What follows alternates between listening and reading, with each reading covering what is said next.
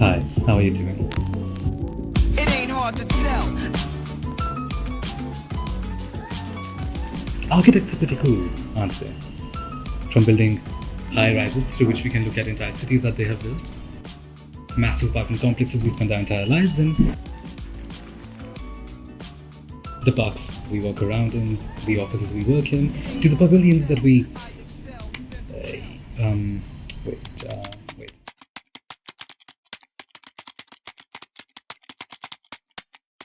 Diameters, block at a hospital, tent with decorations, building stand, structure.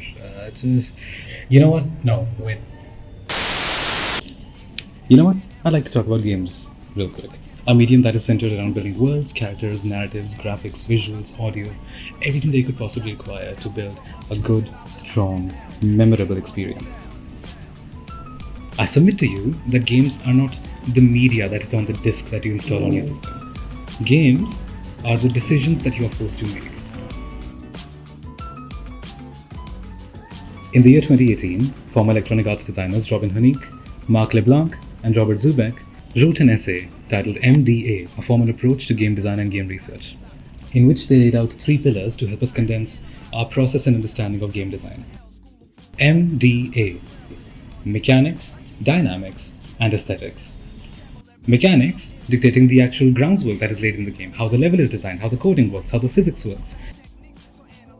Dynamics are how you as the player interact with the game as a response to these mechanics. Are they having a good, calm time, or are they angry enough that they would like to break their mouths out of pure anger? God damn it!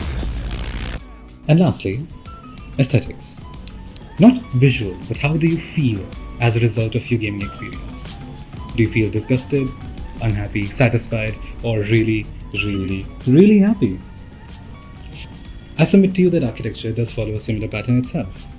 It is, after all, users interacting with the space according to a certain set of rules laid out in the mechanics of the place. Once again, aesthetics, dynamics, mechanics. I submit to you that pavilions don't particularly exist to fulfill a function so much as they do to elicit an emotion, sell an idea, provide a message. Perhaps they are more aesthetic-born creations of architecture than mechanics-born creations of architecture.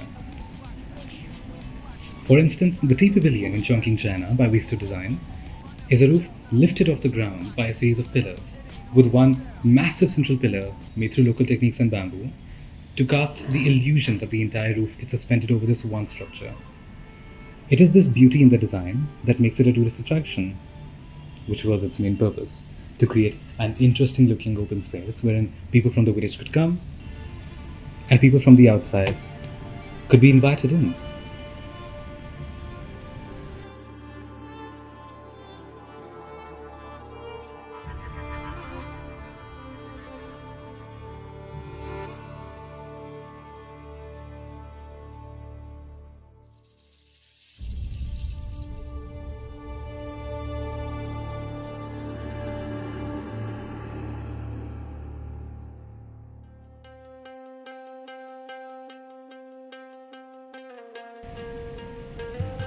Meanwhile, at the Dubai Expo, the UK Pavilion by Estefan. Now this, fitting in with the theme of the Dubai Expo being collaboration for a better future, had cross-laminated timber arranged from Austria and Italy, built on site in Dubai, with engineering parts from Belgium, programmed from California, all under the guidance of a British designer. Now this pavilion asked audiences to submit a word as they enter. And when that word is taken in by the AI, it is processed into a massive poem displayed on the facade of the building, taking the words of every guest everywhere who has wanted to come to the exhibition. Truly, it is a remarkable achievement in collaboration. And even today, you can go online to their website and get a little poem portrait of your own.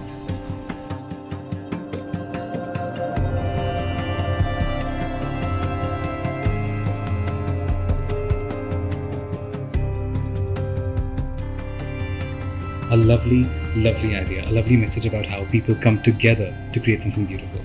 But people's response to this was not exactly as expected. A giant ice cream cone spouting gobbledygook. All the architectural achievements, all the collaborative and management achievements were forgotten so that people criticize the AI. Which, when you compare to ChatGPT now, fed on 300 billion words, the contrast is pretty easy to see. What I'm trying to say is that pavilions aren't solely architecture, so much as they are harbingers of expression, either by themselves or through what they contain or represent. If anything, they are aesthetics-born creations of architecture, and our dynamics with them are what guide their mechanics. It may be a shelter, a stand, a structure, and all definitions we discussed prior, but by and large, the idea of its origin is of an aesthetic nature. So let's try an example. What do you think of Chai Gate? Chai Gate is a pavilion, bro. So, is Chai Gate a pavilion? It is an extension of the bounds of the architecture. It is a shelter. It does fulfill a purpose. But was it made specifically to provide the experience of chai? Or is that an emergent trait of its dynamics? I think we can do better.